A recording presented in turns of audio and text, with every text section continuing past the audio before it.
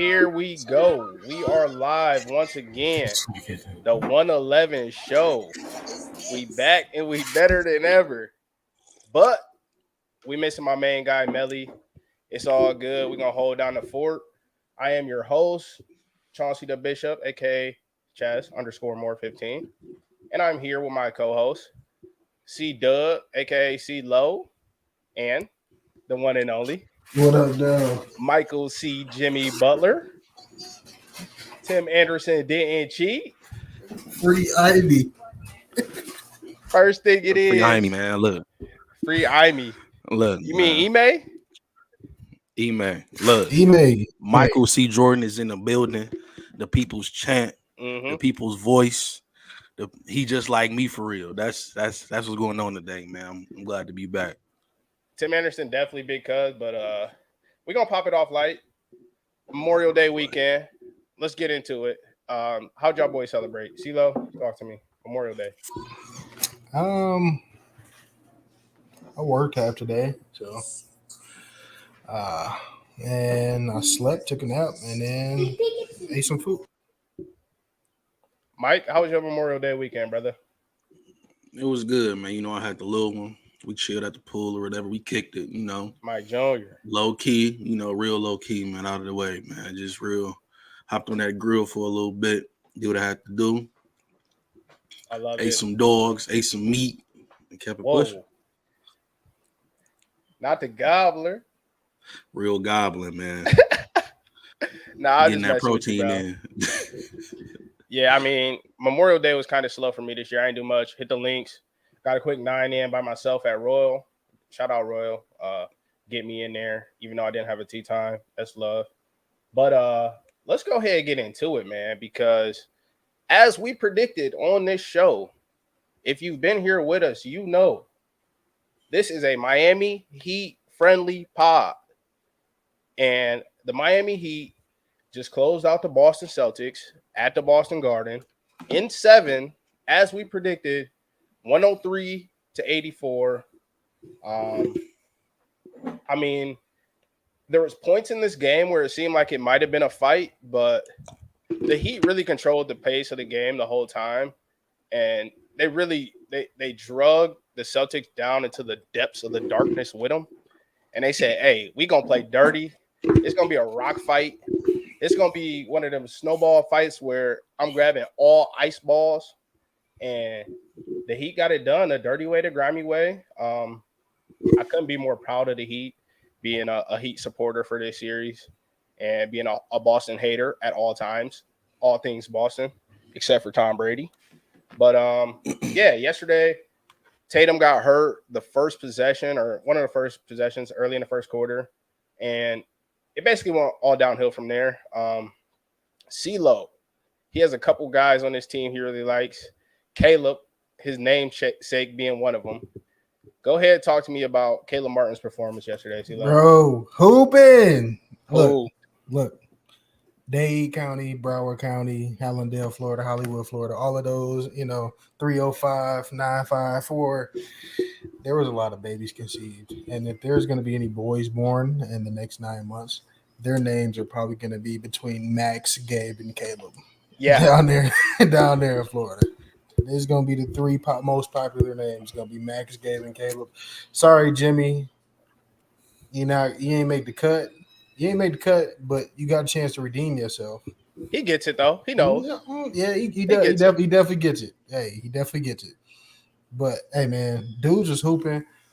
Max kind of fell off after I gave him props with game 1 and game 2. He hooped, but then he fell off. We lost him for 5 games. He was still pivotal, though. I do think he was still pivotal.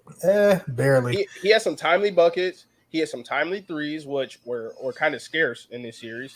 I feel like Duncan had more timely threes than Max did.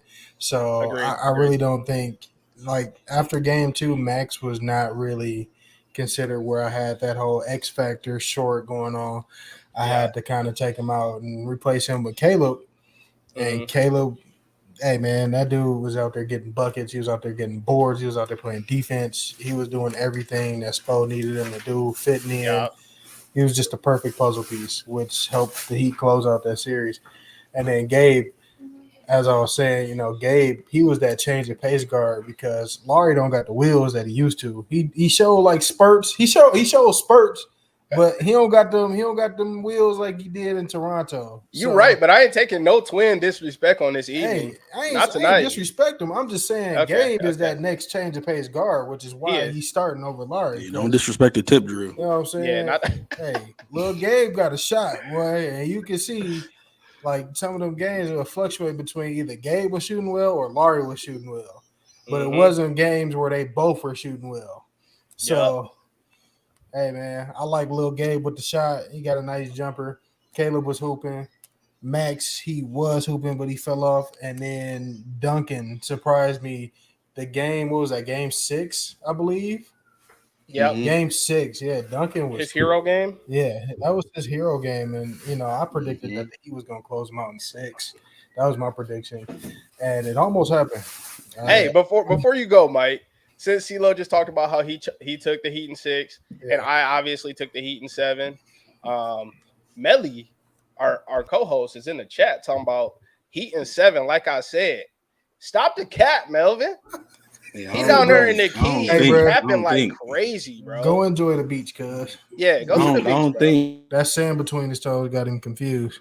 I don't think Dog said that. I think he was talking free Boston.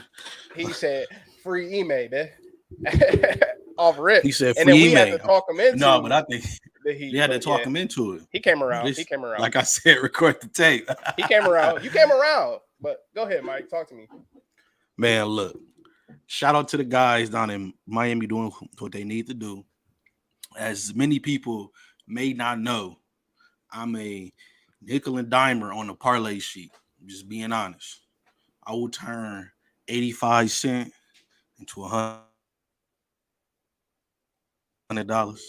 75 cents into $80. It's been done numerous amounts of time. So shout out to Caleb Martin getting that much needed 20 points yesterday and Tyler Hero securing that 10. But besides that point about me being that guy. You said Tyler Hero, bro. Oh, I'm sorry. Duncan Robinson. Hero was on the bench. Appreciate the correction. Yeah. But besides that point, man, look, not gonna lie to y'all. At the beginning of the series, I knew that he had the momentum going into it, but I would assume that Boston was gonna pull it together. I was the only person that said Boston. That was gonna pull it together because I believe that Jaylen Brown, knowing that again, we talked about this, knowing that this was a year where him and Tatum friction, people saying that he gonna leave, where I'm thinking he gonna show out. He did the exact opposite. He showed that Tatum really don't need him up there in Boston. He's not a piece that's really reliable anymore. Wow. So that's how you feel? That's how I'm feeling. That's how he showed. I'm sorry. Derek White is playing that 2 spot real well. Well, okay. Tatum. Well, before you continue, let's talk about Jaylen Brown for a second. Let's talk about him. He just had the worst 3-point percentage in any series in his career. Exactly. It was abysmal. Let me see. Exactly. I got the numbers right next to me. Cuz went 7 for 43 from deep. Jeez. He went 1 for 9 in game 7 when his role mate, his Batman to his Robin, was hurt, obviously hurt. He goes out there and goes 1 for 9 from deep. He still managed to have, I think, 18, 19 points. But it's like, bricks. Also, on top of that, he had 25 turnovers in the series. He probably got the most loosest handle out of everybody on Boston. That been loose, bro. Loose. And so that's what I'm saying, where I was hoping that he would come through and actually provide that spark that they needed to get him over the top. Imagine them games where if he had 25 in game 6, cool. But imagine him last night getting 30. That's some old rhythm changer. Imagine him getting this and getting that. And from deep, he is from this series, he was terrible from deep. So at the end of the day, I just think the Heat wore him out. Jimmy did what Jimmy does. You know what I mean? He bring you out, do what you got to do. He down the stretch, that mid range, it's crazy. So at the end of the day, look, we just gonna go with whatever happened. And my early prediction: Nuggets in 5. Put it right there now. Nuggets in 5. The McNuggets in 5. Hey, hold that close to your pocket. We're going to get to that soon. But I ain't done with this series yet, bro. Because if y'all were watching game 7 like we were, and y'all was in y'all group chats like we were, there was one guy on the Celtics who we all had to talk about just because of the way He said, "I'm not letting us die without screaming." 4-1-2 Pittsburgh style. Derek White. Yeah. Hairline white, baby. Hey, look, D White ball, bro. Dude, he was hooping. And he went ball too. D White took that roll over and said, "All right, Jalen, you're not gonna do it. Cool, I got this. Watch this." He started getting to the cup. He cut the lead down to, I think he had it at 7 or 6 at one point. I think it was 8. 8. Okay, he cut it down to 8.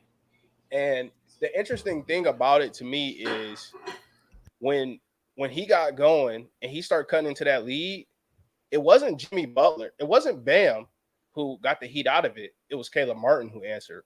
Exactly. And that's what made Caleb's performance last night so incredible to me. Derek White was obviously playing out of his mind. He's at the free throw line getting MVP chance.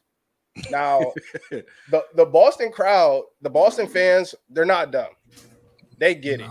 They understand when they're chanting MVP for Derek White, proverbial, basically a 6-man who, starts here and there.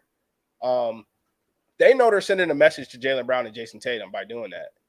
And also, at the same time as he's getting MVP chance, Jaylen Brown is getting take Brown out. Take Brown out. Right. They up there being racist. And it's crazy. It's like, bro, to pivot away from Derek White for a second, unless y'all want y'all got something to say about D White? He need to cut that hair off. That's what I need to say about him. I bet if he cut his hair off, he would have had a way better game, but that's just me. The aerodynamic of that fade. Nah. Nothing Keep the headband on, hooping. It's all good. She didn't hear no performance though. They opened up. No, but yes, I was just gonna say, it's like, if you look at how this Boston team is built, let's talk about the future and going forward. They're going to allocate a lot of money to Brown and Tatum, and I believe it's deserved. I do think if you look at Jaylen Brown's resume, this was the worst series of his career. It's not always this bad. I don't want to be too recency biased. That's Melvin's favorite term. I see some recency bias in here. He say it all the time. I don't want to be a little bit too recency biased because Jaylen Brown there's nights where I'm like, I like him more than Tatum, honestly. Facts. You feel me? Like, dude, he's more of a basketball. But he need to go. He knows, bro. He knows how to go. Necessarily need to go. It's not that he necessarily need to go. He's a great trade piece. Get him out of there. No, I'm saying, like, it's not that he necessarily need to go, but it's like you kind of saw like it's so hard when you got so much talent bottled up. Yeah, I don't know if I'm breaking up. You got so much talent bottled up, but you're not the first hand that's being fed. Yeah, and you kind of see that in the frustration and the shots that he was taking. And I say both Game 6 and Game 7, like he just shooting fadeaways. Oh, hold on, I got Kane in the background talking. He's just shooting fadeaways. You know, he's not really getting completely to the cup and showing off the athleticism that you see like during the season and in the previous seasons. Like it just looked very frustrating. And that's when, you know, I'm like, dude, he getting emotional while he playing. Yeah, and that affected him, bro. So it did. I don't think he needs to go. I don't know if it's Missoula. You know, is it too early to say that it was Missoula? I think I'm not ready to go there yet. Not ready to go there yet? I'm not. It's not. I don't know, man. Because I think it's them guys, man. Them guys. Shout out to them guys. I think it's them guys, man. Got to him. They done got to him. Okay. They got to him. But I think Jaylen Brown, if anything, man, if they give him the money or whatever, is this a contract year for him? I'm not sure. I'd have to get back to you on that one. Possibly, I don't know. But if it ain't, he good trade value.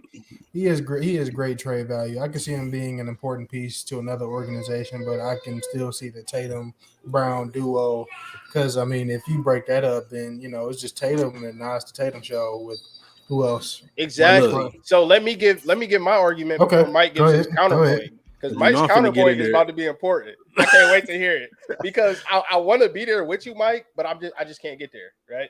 So my thing with Jaylen Brown is he's very young, and if you look around the league, it is a perimeter-dominated league. Even the best players in the league that are bigs are perimeter bigs. Look at Embiid. His game is not a post game. Look at Jokic, the 2-time MVP. He's a perimeter big. So having two wings who have great size, Jason Tatum 6'9", 6'10", Jaylen Brown 6'8", a true 6'8", having two wings, elite two-way wings, who maybe they don't play up to their full potential every night, every series, but having those two guys almost guarantees you a chance to be in it every year, to be a contender every year. So I don't think you should just throw all that away, because look at all the teams out here that are trying to build that. The Clippers sold their whole franchise to get Paul George and Kawhi together. This is basically a watered down, younger version of Kawhi and PG in the East. So I think it's too early to pull the trigger on getting rid of a guy like Jaylen Brown, who's an outstanding guy on and off the court. Go ahead, talk to me, Mike. Give me that counter argument, please. I agree with Trash. Look, Jaylen Brown's a great player. He's been a great two-piece behind Tatum since they got in the league, ever since he was there with Kyrie. Look, they've been holding it down. But what I'm seeing is, to Caleb's point, he don't like being a number two guy. And eventually in this league, everybody aspires to be that guy on their team. So while y'all was chatting, I was up there thinking about potential trade destinations that'll make both organizations potentially happy. I can see Jaylen Brown going to a team like Orlando, taking the lead role there with a young team, with a Paolo, doing this thing out there. I can see him going to San Antonio if they get Wemby looking nice. I can see him going to a few places, because I believe that at the end of the day, he knows that he has superior talent. Now, I don't know if he was self-sabotaging to get up out of Boston this past series because he looked terrible. Yeah. But if he is, I believe that he holds some very good trade value, because when he hot, he hot. Now, at the end of the day, the reason why I want him to leave Boston is because y'all are right. He's never going to be anything but that number two piece. He's always going to be Tatum's Pippen. So at the end of the, do you want to have a career as Tatum's Pippen, or do you want to go out and be your man? Now, we've seen this happen other times where it's two examples where it hasn't worked out, or it has worked out. We have Kyrie Irving. He leaves Cleveland, go to Boston. He get hurt. They don't even need cousin Boston. They do what they got to do with this piece. Or we can take the Shaquille O'Neal Penny route. Penny acting like Tatum. There's my team. Shaquille O'Neal go to LA. He do his thing. So I'm pushing the narrative now. Jaylen Brown, you was terrible. Get out of town. They don't like you in Boston. Wow. They don't like you. Just leave. Just leave. Yeah. You playing against Detroit every year. We tired of you beating us. Just leave. You know, we're not gonna hold it against you. If you leave, I'll catch a game. How about that? But I just don't believe that he played. I believe that his time is up, and showing what Derek White showed in this series and in previous series leading up to that point. If Joe Mazzulla has that much confidence in him, I would not be surprised if he's made that number two guy up there in Boston. Yeah, I mean, so the way I look at it is, I do believe there can be two number ones on a team, especially nowadays. The league is deeper than ever. At some point, we're going to get overflow where there's two number ones. I mean, I can think off the top of my head, probably the best example of this, a team having two number ones, is KD and Steph playing on the Warriors together, right? You can't call Steph a two, even though KD was one of those MVPs, right? Because everything that the defense had to do to stop the Warriors was based around Steph's unlimited range and his playmaking ability. And KD ate off that. And KD ain't ate since or before. So I feel like if you have two number ones who actually like mesh together well, which we have, Jaylen and Jason are fresh off a finals appearance, right? Like they haven't been terrible. And Mazzulla was kind of thrown in at the last second this year. I believe his first day coaching was 3 days before practice started. Yeah, he did. I feel like they still got potential together. Anything else on that, CeeLo? No. I was just gonna give a couple examples off of the two number ones. But yeah, go ahead. You gave a good one. Now, my only other one I was gonna think of, I was like, when you said that, automatically I'm thinking about that season with Russ and PG. Those are two number ones right Great there. Example. You know what I mean? Russ and PG. You got John Wall and Beal when they was popping off. Like that wasn't a 1 and a 2. That was a 1 and 1 kind of situation. That was a 1 and 1. Yep. So, when Russ and PG was in OKC, who got them boys up out of the playoffs? Dame time. Exactly. So that's what I'm saying. He need to go to a team where he can shine. But Dame was with CJ though, bro. Like that was Dame and CJ. Dame and CJ wasn't 1 and 1. It was a 1-2. Yeah, it was a 1-2 punch though, bro. CJ's not on that level. But that's the thing though. When you gave the KD and Steph point of view, you got two superstars, right? As opposed to Dame and CJ. Okay, Dame is a superstar. We're talking about first team All NBA forward and second team All NBA forward. Both these guys have potential to be under 30 years old. Both these guys got potential to be superstars. But I believe that Jalen needs to be in a situation where he can show that he can be that first team All NBA guard. Why can't he do it in Boston?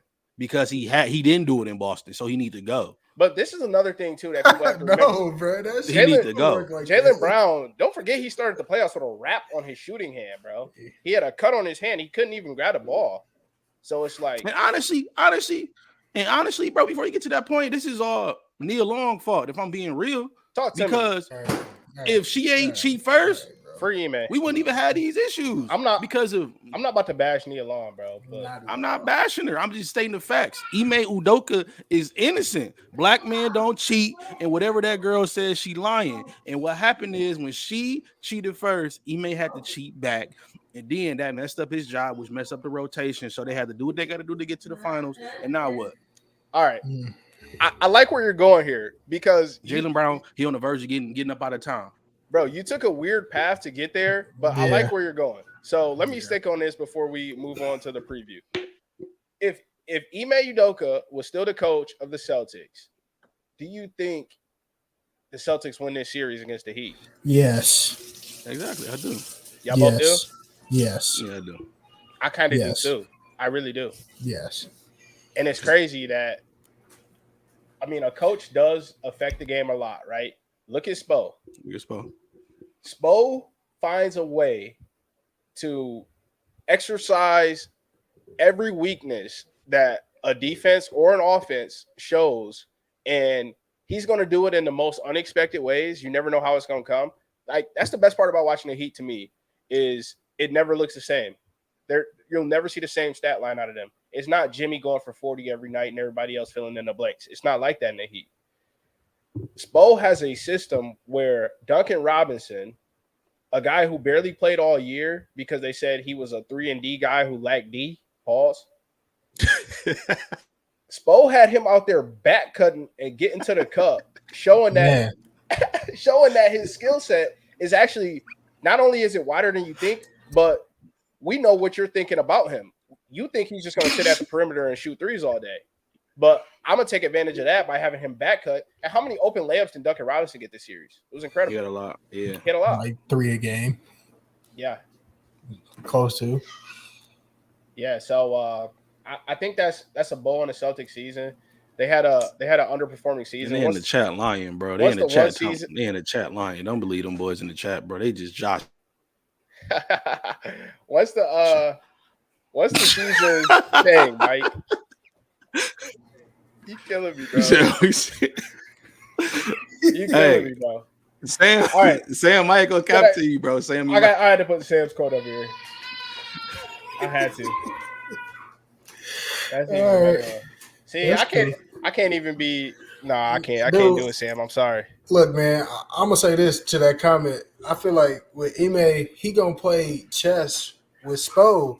You know what I mean? Like, Ime, how he utilized that bench is what got them to the finals last year, bro. It's how he utilized that bench. It wasn't that, Tatum was actually playing good, JB was actually playing good. Like, he utilized that bench to their full potential. And Spo did that with the Heat this year, and Mazzulla did not until it got too late. He tried to do it when it got too late, and then you see what happened. Like, so, if you look at their seasons, Spo and Mazzulla, I mean, not Spo, but Mazzulla and Ime, they're the complete opposite, right? Ime starts really bad. Their team is terrible out the gate. First 20 games, they're bad. They have a losing record. And Ime gave them an identity that they were able to build on and take to the finals. Joe Mazzulla, on the other hand, the Celtics started off 20-3. They're the best team in the league by far. Everyone thinks they're gonna just cruise right back to the finals, and then they hit a rough patch, and their weaknesses got kind of really exposed in the playoffs. Now, I think this is a big fold for Boston because once the 1 seed, this is what I was trying to say before Mike got me going. Once the 1 seed Bucks was off the board, that's your time to say, okay, this is our East, and we're not letting nobody get in our way, especially after you knock off Philly. And to lose to an 8 seed Heat team at home, the Heat won 3 games in Boston. That is insanity. They won 3 games in Boston, and they're the first 8 seed to go to the chip since the Knicks in the strike short season.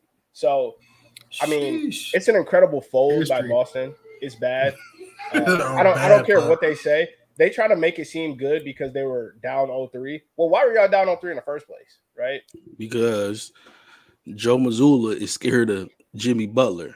Now, it was a fact that came out that Jimmy actually put Joe Mazzulla out of the NCAA tournament. Ooh. When they was in college. They both the same age. That's fact. No, it was. I'm pushing the narrative. Big East tournament. I'm pushing the narrative that Joe Mazzulla is scared of Jimmy Butler. And if Joe got a problem, he can call me and ask me. All them dudes scared of Jimmy, but I got a feeling I know who ain't scared of Jimmy, and that's the Jokic brothers. They will be waiting front row. Yeah, let's tap into that. Crazy. Now. Let's tap into that. They're waiting for Miami to pull up to Denver, and they want Jimmy to jump stupid. And so does Nikola. It's a very unprecedented finals.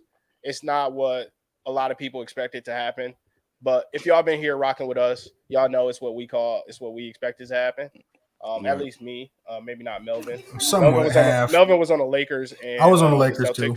I was on the Lakers, but I was on the Heat though. I thought at least you went 1-1. Rematch. At least you went 1-1. You didn't go 0-2 like Melly. So this game 1 is starting off Thursday. Before we go into the full series talk, I'm gonna just talk about game 1. The Nuggets have been chilling for a minute. They took care of business. Yep. I expect them to win this game by 10, 11 plus in this first matchup. I really do. Mike, go ahead and talk to me. What you think? What's going to happen game 1? Well, it's going to be hilarious to see Creed 2 play out. We got Adonis Creed, Jimmy Butler going against Ivan Drago, Nikola Jokic. It's going to be fun to see how this plays out. But seeing that Jimmy hurt his ankle the other game and that Bam plays super soft. Shout out to Sam in the comments. I think Jokic has the game 1 that he had against LA. He take Jimmy down. He take Bam down through there. And also shout out to the 5th or 6th Curry brother, Jamal Murray. Yeah. Because how he played this last series, I think he out for something to prove. And honestly, I believe that because I got Denver in 5. So I think Jamal Murray is going to have a game 1, and I think he's going to push to be series MVP. But again, that's a later conversation. Caleb? Hey, man. Nuggets win game 1. Oh, okay. I had to wait till Mike finishes because it was still going. My prediction on the series, I think that Jokic is gonna do cartoon numbers on Bam. Like I ain't gonna lie, like I like Bam a lot, bro. He an undersized big that plays hard. I didn't really like what Mike just said that he plays soft. He did not play soft. He just was his shots just weren't falling. That's my personal opinion because he was trying to bow up and get boards. He plays soft on the offensive end for sure. I don't think so, bro. I don't think so. He settled, bro, all day. He settled. He had Derek White. You know what? I will say, yeah, okay. He's taking jumpers over him and missing. Look, I'm not talking about that. Okay. All right. I'm not talking about that. Hold on, man. Yeah, no, that was sweet. But yeah, no, I think just because Jokic, dude, who's guarding him for real? You know what I mean? Jokic is about to do cartoon numbers on Bam. So the only way that he gonna get one is if they lock everybody else up, which I don't really see them doing, man. Like I'm very curious to see what the matchups are gonna look like after game one, because I think it will be a blowout game.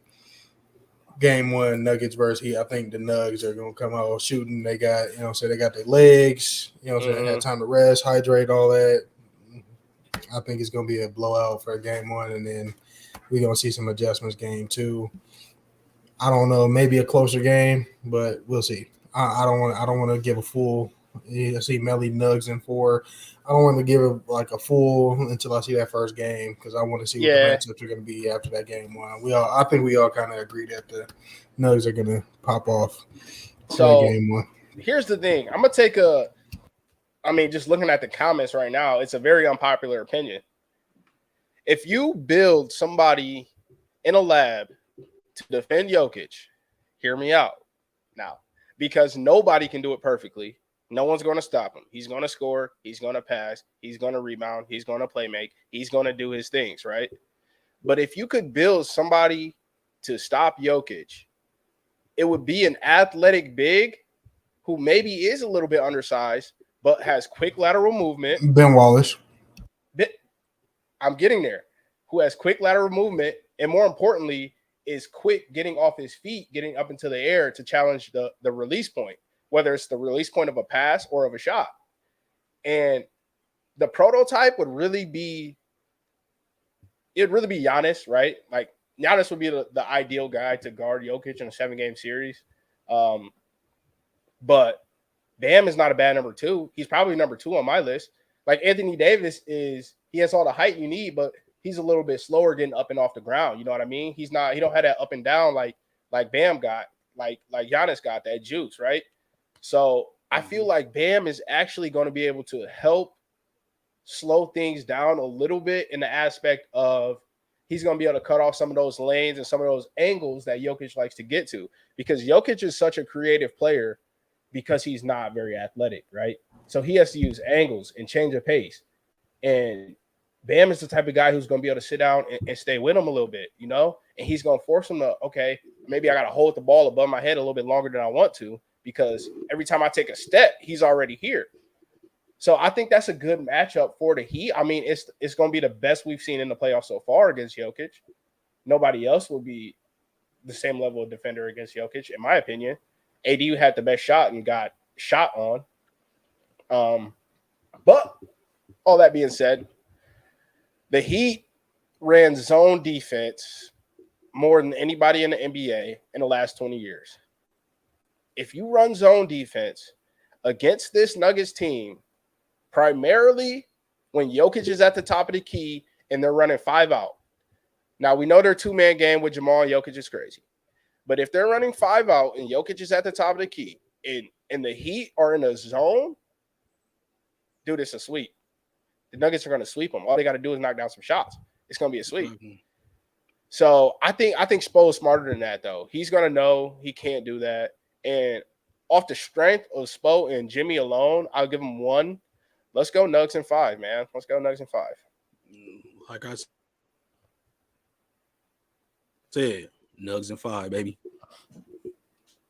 All right. So a little bit more hoop news before we get on to some other sports. The GM of the greatest dynasty of our lifetime, the Golden State Warriors, the one that LeBron has stepped down. The one that LeBron has ended. Bob Myers was the GM for Golden State for the past 12 years. He did not draft Steph nor Clay, but he drafted Draymond. Mm-hmm. He brought in Iggy. He brought in Sean Livingston. He brought in KD. He brought in Wiggins. He drafted Poole. You know what I mean? Like, he was a big part in building this dynasty. That can't be undersold. So he decided to step down a little bit out the blue, if you will. His contract was ending in June, late June, June 30th, I believe. And he decided, hey, I'm not going to re-up. I'm going to just step down. So, Mike, tell me what you think about that. Is there something more we should know? Or is it just time, like he said? I'm here to push a narrative, and I thrive off all bad news. I think there's a scandal going on in the Warriors organization. and I'm here to push that narrative right now. And I think that Bob Myers has a kid on the side, one of the people in that organization. And he don't want nobody to get out. But that's just me. So you wait. So you saying it's like a Jerry Jones situation? I think it's a Jerry Jones type situation where I think Bob Myers out here bothering children that ain't his. Oh, and I honestly think he been flirting with somebody's wife, and that's why he had to leave. But that's just me. I'm here to thrive on all negativity. But besides that point, Aisha Curry look like she like white man, bro. I'm just saying. I'm come just on, putting man. It in the air. Look, Stephon already did it. Right. Who's saying they're not trying to? Who's saying that they're not trying to potentially own the Warriors at some point? Man, it's a smart move if they doing this. Come on, man. I watch a lot of Power. This is a Tasha St. Patrick type of move. You know what I mean? It's like, if you Bob Myers, who are you? You know, you a person that say, you know what? I done did what I had to do. I changed around the culture of this whole organization. I put pieces in place. Yep. I can have a little fun. I can let loose a little bit. I can wild out because ain't nobody gonna care because we winning chips. And somebody threatened to tell because the chip because they threatened to tell. Why? Because LeBron knew, and I think that's why LeBron ended that. But again, besides that point, man, I just think y'all spoke it up earlier. It was over, man. His time was. I think he just knew it was coming to an end, and he not ever gonna get them kind of pieces again. So it was a good time for him to leave, man. So shout out to Bob Myers, cheating ass. But that's neither here nor there. He's such a cheater, bro. Go ahead, Caleb. Talk to me. Anything? I really don't have no comment. Yeah, I mean, he did hire Steve Kerr too. I forgot about that. Yeah, that's one more guy he brought in. But shout out Bob, man. I really think it is he looked through that looking glass and said, "Sheesh, I got to pay Clay this much money, and Draymond gonna want this much, and Steph getting whatever he want. So who am I getting for the cheap? Oh, James Wiseman. I already shipped him out of town. Man. Moody is not the player we think we thought he would be. Poole has regressed. Kuminga's unplayable in the playoffs. And I think he's like, yeah, bro. I got y'all through one wave. I got y'all through two waves, actually. And my work here is done. I can't do nothing more. I think he knows that the future is a little bit cloudy, if you will. And he got up out of there. Mm-hmm. And you know who else got up out of there? That's not a good segue. What I was about to say is about to be off the rails. So I'm not gonna go there. But, put it out there, man. But we got some news. We don't want to out the great state of Sweet Home Alabama. Huh? Hey, cuz, hold up, okay, bro. Tread lightly, G. No, don't tread lightly, nigga. Hey. Don't tread lightly, G. Chill out. Don't sugarcoat nothing. Okay. So a lot of people don't know what we talking about because this news just dropped. So we got news out of the great state of Sweet Home Alabama, right?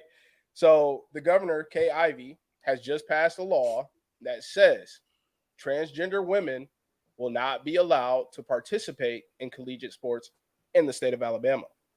Whether you are on the University of Florida swimming team or the University of Kentucky soccer team, if y'all play in Bama, you're not playing in Bama. Now, this was already a law for K through 12. For people who were born as a male and became a woman, transgender woman, they have not been allowed to participate in youth sports in Alabama.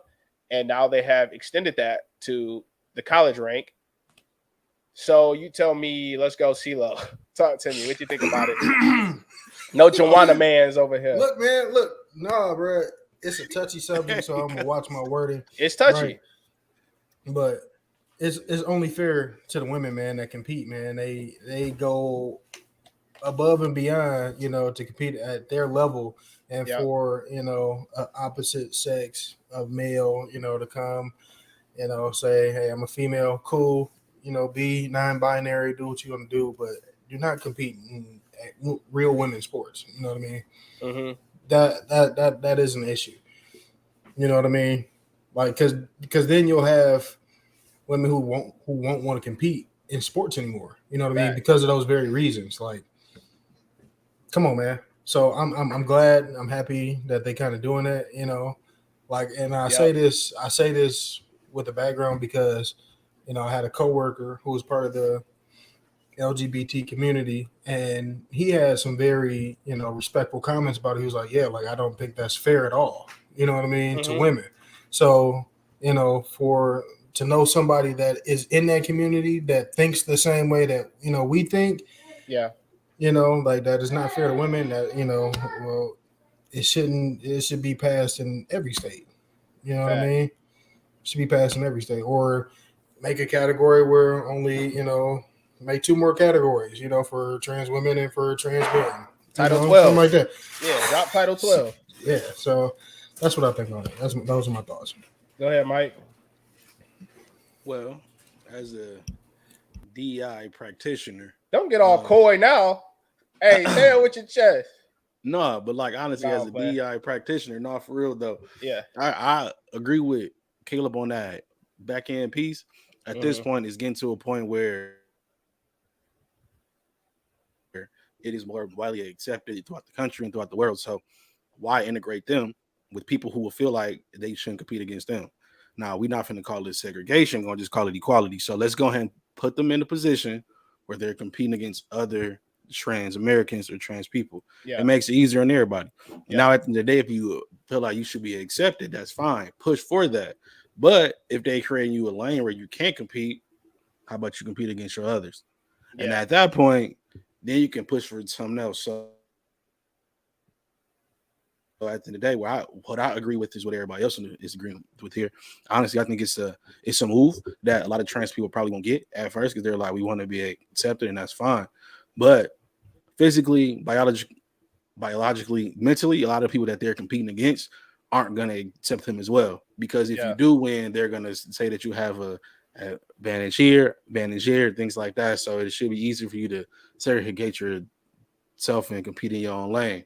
Again, this is where it take a turn a little bit, because they was also segregating black people for a minute, right? Yeah. And you seen we took over sports. So if you want to take over sports, how about you compete in your own lane and then come back and take it over? Because we done took over hoop, football, everything. Next, we finna take over swimming, and we finna take over hockey next. So it's you want to talk about hockey? Come on, man, we taking over. African Americans African Canadians actually created Come hockey. on. Exactly. If we want to get into it, that's what I'm saying. We just go ahead. We took our foot off the pedal with hockey. We said, let's go ahead. Let's slide to lacrosse real quick. Okay. Let's slide to soccer. Let's slide to this. Oh, what's this? Football. Okay. Hoop. Okay. Dr. James Mason. Appreciate you. Anyway. Exactly. And so that's what I'm saying. Like, if you can't make it in the lane that they give, like, if you can't integrate, segregate, and go out there and do your own thing and come back and compete that way. I think that's only fair. Yeah, so that's basically what the governor, Kay Ivey, said, that this law was just strictly off fairness.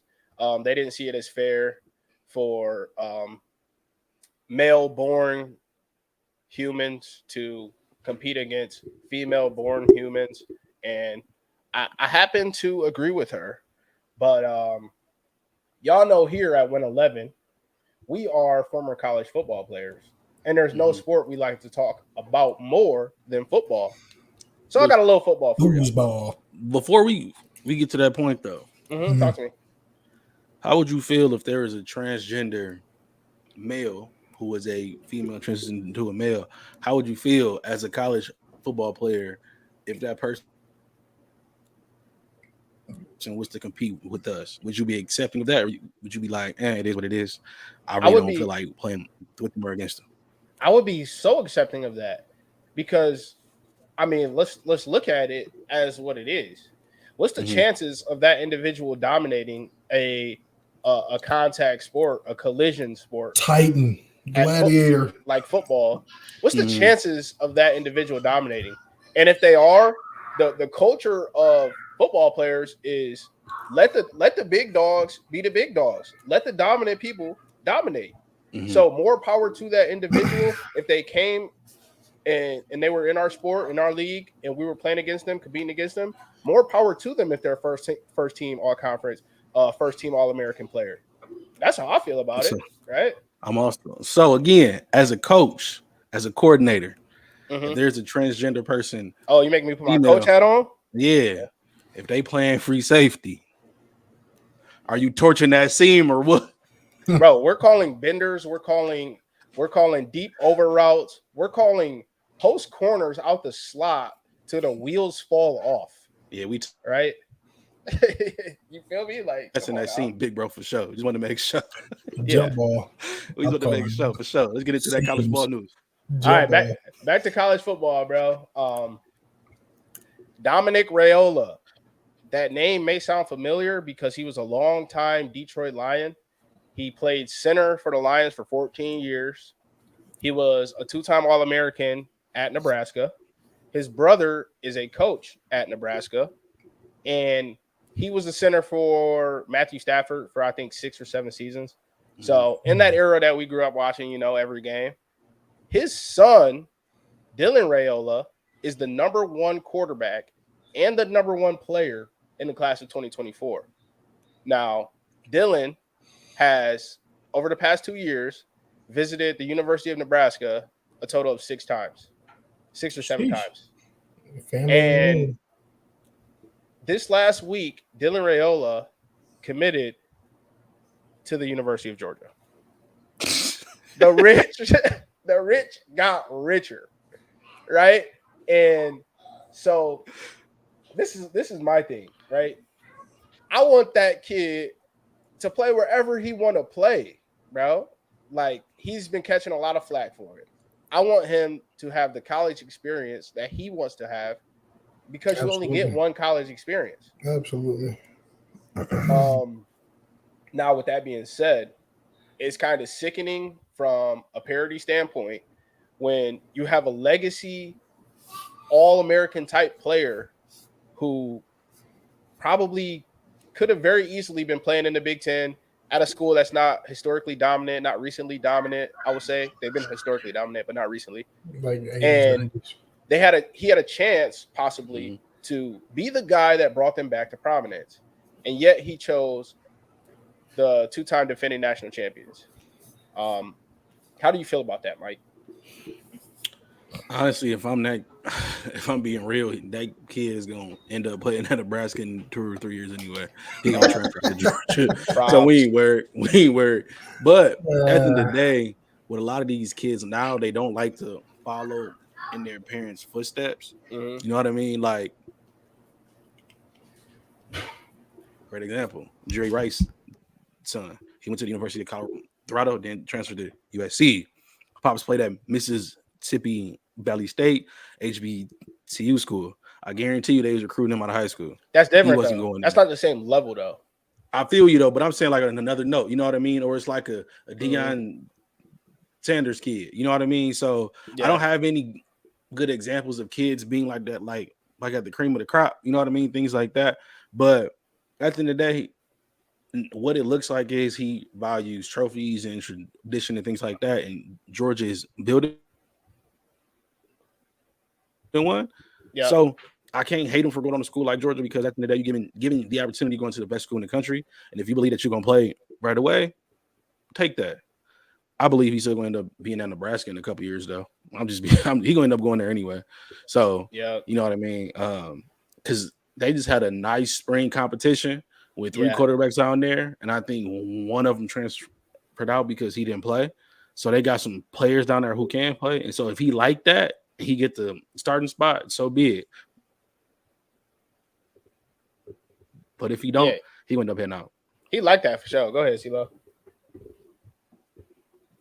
Okay. See, I just learned about it. I don't really pay too much attention to like the recruiting classes and nothing like that. Unless I think the last quarterback that I paid attention to was Noah Kemp. He just got sick. Oh God. Was a dude that just went to Tennessee.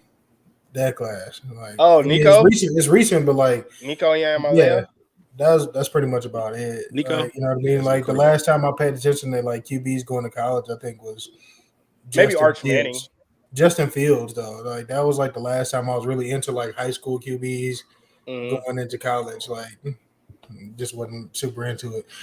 But yeah, I kind of gotta agree with what Mike say, even though it sounds kind of wild. But if you got the opportunity, if you like that, to go win a championship or at least compete for a championship, which I don't see Nebraska doing, just look, man. When was the last? You know what? This is the thing. Hold on. Go ahead. I'm breaking it down in my mind. Yeah. The Big Ten West is wide open. It's wide open. It's wide open. So it's like, why not think that I can't go to a Big Ten championship and upset one of the big dogs coming out the East, which not gonna happen. But why not think? Why not think that way, right? And then establish, keep that legacy going with the last name and everything like that. But I don't, it's very difficult in this day and age where you got the NILs. I'm guaranteed Georgia probably promised him a lot of bread. Sure. Whether they know he gonna play or not, they promising him a lot of bread probably with that NIL money, which I think is very toxic for college football right now. I don't like it. I don't like it no more. I don't agree with that. You just mad because you ain't get.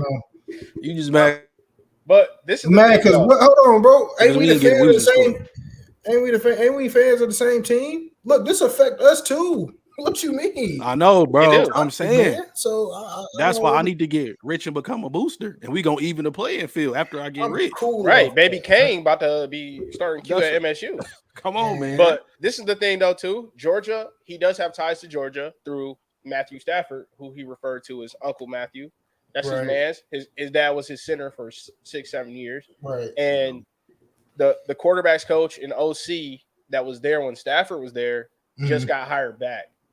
Okay. Because their former offensive coordinator just took the Baltimore Ravens job, as we discussed previously.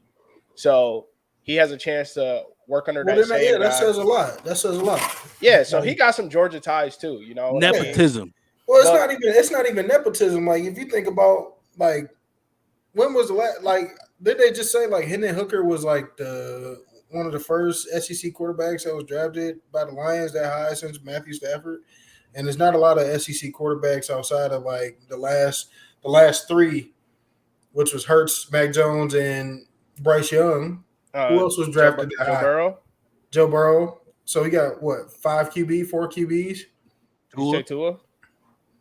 Was he? I don't remember. Tua went like 5 overall. Really? Yeah, he went one pick before Herbert. Where was I? Sure. Second round. I don't know, man. Whatever I'm trying to say.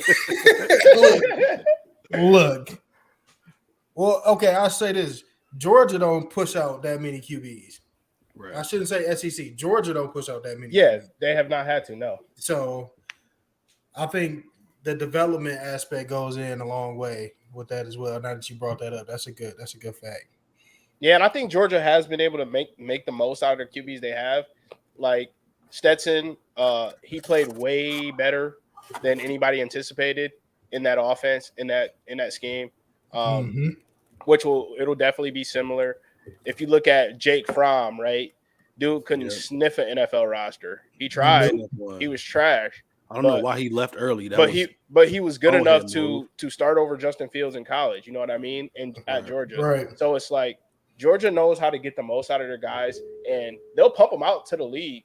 They'll get you to film the wins, the accolades to get you to the league. But whether you stick, that's up to you. But I do want to talk a little Big Ten West because CeeLo just talked about it, or Mike, one of y'all. Wow. Hey, with Matt, pin that comment right there. This is insanity. Did you not just hear us say Matthew Stafford? Anyway. Pin that comment right there. So we talked about how the West is wide open, right? Matt Rule, the new head coach in Nebraska. Yep. Old Carolina Panthers head coach. Probably going to be the best coach they've had in the last, 15, 20 years. Mm-hmm. And since it's crazy since Pelini, and he's better than Pelini. So this is the issue I'm seeing, right? Matt Rule's trying to build something. He's coming straight from the league. He's telling these guys, I know how to get you to the league. I was just coaching in the league. And he's trying to build it up the right way. And he has a legacy kid in Dylan Raiola. If he can't win that recruiting battle, what does that say for the future of mid-tier schools in the Power Five?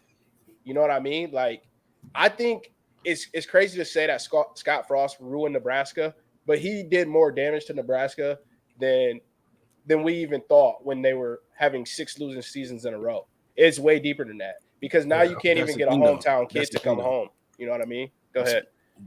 But that's the thing, though. I think Nebraska screwed up Nebraska because Nebraska tried to use that Michigan system with Scott Frost. Scott Frost is a Nebraska kid. Mm-hmm. So they thought that they could bring He won a natty at Nebraska. Exactly. So they thought he was going to be like a Jim Harbaugh, bring back, restore pride, things like that. Not knowing that what Scott Frost did at UCF was not translatable to the Big Ten. No. This is Big Ten ball we playing. So with a guy like Matt Rule coming in at a place like Nebraska, mind you, sells out every game, no matter how trash the team is. They sell out every game. It's a crazy stat. Yeah, they got a nice stadium. Exactly. So, and that's honestly one of the blue bloods of college ball. It is. They back to the 90s. Definitely is. So it's like one of those things where a team like Nebraska, if they want to ever reach back to prominence, they got to do what Bo Pelini did: is start defense first. Because when they first got to the Big Ten, you had Ndamukong Suh and those pieces. They was going for Big Ten championships. Back then, the quarterback was Taylor Martinez. They had, you know what I mean, Bell on the outside and things like that. So it's like they wasn't known for their offense. They was known for their defense. They had Amir Abdullah the whole 9. So it's like if the team like Nebraska wants to compete in the Big Ten West, they got to start defense first. Because you got to be able to stop a Michigan, an Ohio State, a Michigan State, a Minnesota, a Penn State, even an Iowa. I was about to say, just keep it in the West for now. They got to stop a Wisconsin, Iowa, a Minnesota. You know what I mean? So you got to start defense first. And I think once you get that defense on lock, everything else will follow past that. So hopefully Matt Rule is taking that approach. Him losing out like on a quarterback like that, it's not going to make anything because you still going to get transfer quarterbacks in. I think the last 2-3 quarterbacks they've used have been transfer quarterbacks from other programs because now quarterbacks they just looking to start. A lot of kids who transfer out to these programs, they just looking to start. Like the kid from UCF that left, Dylan Gabriel, him going to Oklahoma, he just trying to start. They trying to go to the league. So a lot of these kids that they're getting are bounce backs. Actually, their quarterback just left and he went to FAU. So these kids are going like everywhere. So he in that transfer portal. So hopefully get it together because it will be good to see Nebraska competing again. But I don't think like it's gonna take some time for them to get there again. Go ahead, CeeLo. No comment. All right, last thing I want to touch on, since we're in the West, man, this was not planned, if y'all can't tell. But once we start talking college football, we can't just stop. Can't stop. Let me just touch on Wisconsin for a minute. We still got 2-3 minutes left. Oh, we got some hot topics. Let's get it. Wisconsin and Luke Fickell, right? They are bringing the air raid to Madison. We've never seen that in our life. We know Wisconsin is hometown hog mollies from rural Wisconsin, and ground and pound, I formation, single back, pro sets, weak, strong, however you want to run it. Maryland we gonna pound the pill at Wisco. Now Luke Fickell hired Phil Longo, who was the OC at North Carolina. If you look at those North Carolina offenses, they were elite offenses. I think Luke Fickell sees where the Big Ten is going, and he's not trying to win the Big Ten West at this point. I think he's trying to win the Big Ten. He's trying to build a powerhouse that is going to be able to compete with an Ohio State, compete with a Michigan. We seen what TCU just did to Michigan, playing a shootout game, right? He knows, a Michigan State, a Penn State is not built to be in a shootout. Ohio State is built to be in a shootout, but if you catch them on the right day, you can knock them off. So, what do y'all think about Luke Fickell bringing the air raid to Madison? If he can bring the type of players that he need in there, it'll work out. The question is, since you're transforming a system that's been naturally power high for the past couple years, it's going to be some growing pains. Yeah. Because a lot of those players you have, especially on the O-line, aren't pass pro kind of guys. Those are I formation, down home kind of guys. And you got Braylon Allen back there, a great running back, but he's a downhill kind of back. So hopefully, you know what I mean, there's not too many growing pains out there where you can actually get some kids in that believe in the scheme, can fit his scheme and transition and then go from there. If not, you know what I mean, it's going to be one of those situations where you might have to do a prime and just overhaul. You know what I mean? You can't do that at Wisconsin, though, bro. I know it's hard, though, because you got some good pieces out there, but too much tradition there, too much pride. The thing is, with a lot of these schools, though, that we are seeing, they want to win now. A lot of these schools don't have the 5-6 years to build up a program, because everybody trying to win now. You got dynasties being brewed up, and it's also smaller schools competing. So hopefully, you know what I mean, him doing his due diligence recruiting, he can bring in some guys that fit his scheme. It's going to be a new look. You know what I mean? It's honestly going to remind me of when Georgia Tech, when Paul Johnson left and they stopped running the triple option and they went back to the spread. It's going to look like better when Rich Rod came to Michigan. Exactly. Put in that spread read option. It's going to be like, wow. So it's going to be a new era, a new identity, but I hope it works out for him. He did some good things out at Cincinnati. So go ahead, CeeLo. Talk to me about the air raid in Madison. Who's the quarterback? Is it Graham? I feel like Graham was the portal. Honestly, I think I'm the quarterback. I don't know. I think it might be me. I know they have a battle going on though. Okay. Yeah. Air raid doesn't work without a QB. So they got Tanner Mordecai from SMU. He was straight. Braden Locke, Nick Evers. Who? I'm guessing some in-house guys, and then Mordecai is the transfer who ran the air raid. Okay. Go ahead. Okay. Well, yeah. Doesn't work without a QB. It'll be different to see though. It'll be different to see. Might make watching the Wisconsin game more cool, I guess. I don't know. The last time I sat and watched Wisconsin play football outside of them playing like either Michigan or Michigan State. So nothing like that Wisconsin-Iowa rivalry, I'll tell you that. Man, that was that's cool, but I'm not turning that on unless it's a close game. So, Mike, to your point about Braylon Allen, bro, don't forget, Longo was the coach at North Carolina when Javonte Williams was there. Javonte had what, 1,400 rushing yards? So if you got a home run hitter in that backfield, it's almost like a little bit better in a way. Exactly. Where you're not running in the 8-man boxes all day. So now he's going to get to run in the lighter boxes. It might be something crucial, bro, for real. Exactly. That's just – honestly, man, he one good season away from being Dijon Bijan. So we need – hopes for all them boys out there doing that thing out there, man. Hopefully they pan out this year. Yep. We need some parity out there in the West. Some real parity from them being teams in the East because it is top heavy over in the East. And honestly, at this point, Maryland, I feel bad for Maryland because they ain't never gonna get out the East. Maryland's they ain't never gonna get out the East. It's looking bad. Rutgers is too. Yeah, the West. We don't even need to see parity. We need to see competition, right? We need to see them up their competition and catch up to the East because the SEC is leaving us behind. With that being said, this has been another episode. Hold up. No, because we got Mike's about to go crazy. This is the after show. Y'all about to get the after pod comments. Got something to talk about, man. Welcome to Mike's Corner. Go crazy, Mike. Welcome to Mike's Corner, where they allow me the last 2 to 3 minutes to speak my mind on issues that's in the community, in the sports world, and things like that. Now, there's 2 big things I want to talk about. What is it? Now, I'm wearing this hat right now. You know what I mean? The reason I'm wearing this hat because of Tim Anderson, because he didn't cheat, you know? And I'm telling you all this right now. You know what I mean? With some news going around about him potentially having a side baby and the girl saying some stuff, posting some stuff, and doing some stuff. But I'm gonna tell y'all this right now. That didn't stop that man from being on his grind. He had his best game of the season the same day she was posting all that stuff. That leads me to believe that he didn't cheat. You know what I mean? Because black men don't cheat.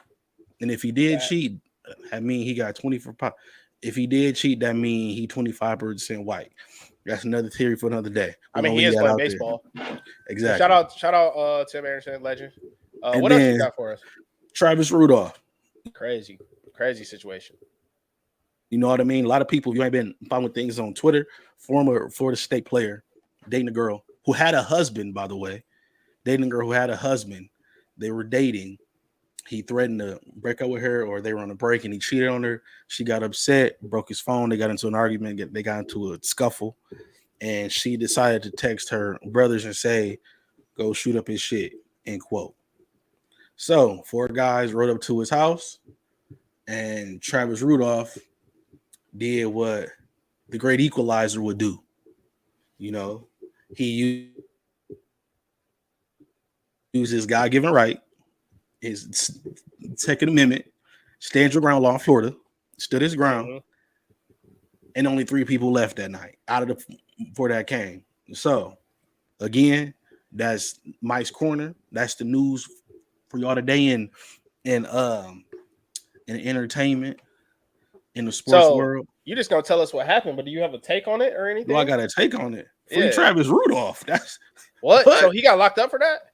Yeah, he been in there for about a year. I think it's happened in 21, so he been in there for 2 years. So okay, free Travis Rudolph. I stand with Travis. I stand with Travis. That's the real big T. So facts. I ain't gonna lie. If you tell me you're gonna pull up to my crib and we on that and I'll buzz back, that's a you problem. The people on your hands. So I stand with Travis. Again, free Ime Udoka. He didn't cheat. Tim Anderson, he didn't cheat. I stand with Travis. And Nia Long cheated first. So if you don't ever learn anything else from me, remember that. Nia Long cheated first, and that's why the Celtics are at home right now. Clip that and send that to the Boston organization. We out. Anything else, brethren? CeeLo, y'all good?